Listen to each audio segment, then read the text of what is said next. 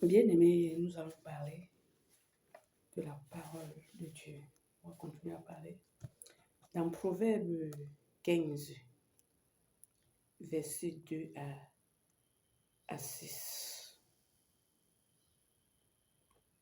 qui dit, à partir de 2, Proverbe 15, versets 2 à 6, qui dit, la langue des sages rend la science aimable, et la bouche des insensés repent la folie.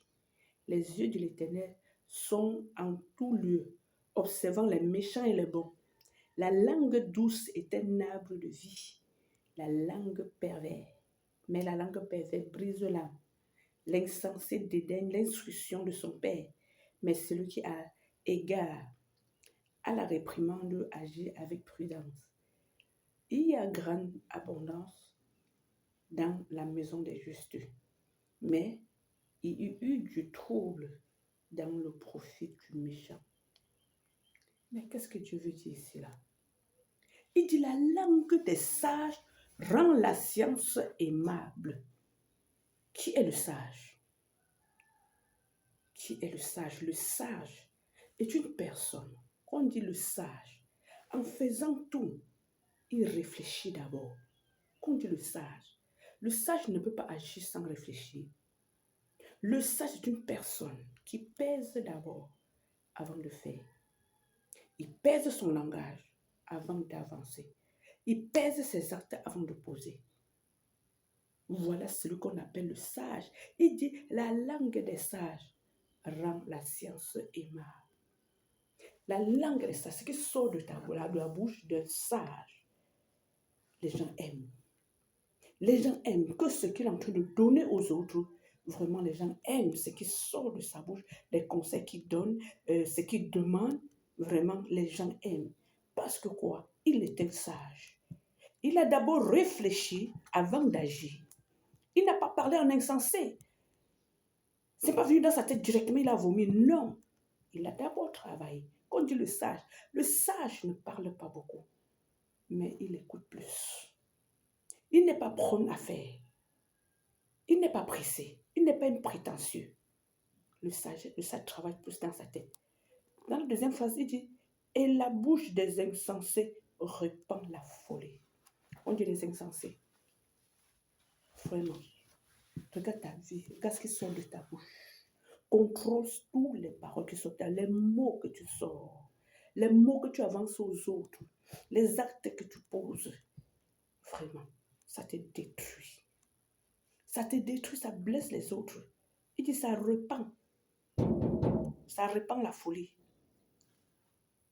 Ça répand la folie. Dans le verset 3, les yeux de l'Éternel sont en tout lieu, observant les méchants et les bons. Tout ce que tu fais dans le secret, que tu sois seul, que tu sois avec les gens, Dieu voit. Dieu voit, rien n'est caché devant Dieu. Rien n'est caché devant Dieu. Comprends-moi très bien, que tu sois chrétien, que tu sois païen, change ta manière de faire, même quand tu es seul. Parce que même quand tu es seul, tu regardes devant, derrière, à gauche, à droite, mais tu ne regardes jamais le ciel. Parce que tu ne peux même pas regarder. Parce que si tu regardes le ciel, tu ne peux plus faire ça. Comprends que tes actes, ton langage, tes pensées, que tu vis dedans là, Dieu connaît très bien. Dieu connaît très bien. Il dit, mais la langue des pervers, dans le verset 4, la langue douce est un arbre de vie, mais la langue des pervers brise l'âme. Vous voyez, les paroles qui sortent de ta bouche, ça attire les gens ou plutôt ça les égare. Ça les attire ou ça les égare. Contrôle-toi, mon frère, ma soeur. Contrôle-toi. Contrôle-toi. Tu blesses les gens tous les jours. Tu mets les gens mal à l'aise. Tu condamnes les gens. Tu tues les gens. Avec ton langage, tes actes, tes pensées. Tu les détruis. Tu les mets mal à l'aise. Quelqu'un peut souffrir chez lui comme ça à cause d'un mot que tu lui as avancé. Ça lui est blessé. Ça lui a transpercé le cœur, transpercé l'âme. Après, tu vas dire que tu es chrétien. Non, change ta manière de faire. Change ta façon de faire. Dans le verset 5 maintenant, l'insensé dédaigne l'instruction de son père. L'insensé. Quel père peut conseiller son enfant mal? Quel père? Mais cet enfant qui est en train de rejeter les enseignements de son père, les conseils de son père, il se croit sage. Mais Dieu l'appelle l'insensé.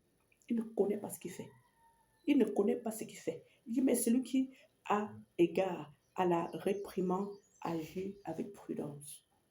Pour dire quoi? Si tu tends l'oreille pour écouter les conseils de Dieu, dans tout ce que tu dois faire avec prudence, avec réserve, avec sagesse. Tu ne dois pas seulement bondir, t'en donner, faire comme si ta tête ne tient pas. Voilà pourquoi nous commettons beaucoup d'erreurs.